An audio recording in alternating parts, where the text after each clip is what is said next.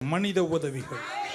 One last example of human மனித உதவியினுடைய உச்சகட்டத்தின் வேத வெளிப்பாடு உங்களுக்கு சொல்றேங்க. கொல்கொதா மலைக்கு சிலுவை சுமந்து கொண்டு அடிகளை ஏற்றுக்கொண்டு என் இயேசு சிலுவைக்கு போகும்போது தடுமாறுகிறார்.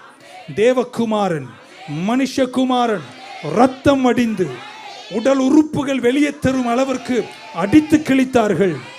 இயேசு சிலுவை சுமந்து போகும் வழியில், ஆமென் சொல்ல மாட்டீங்களா, தடுமாறி கீழே விழுகிறார்.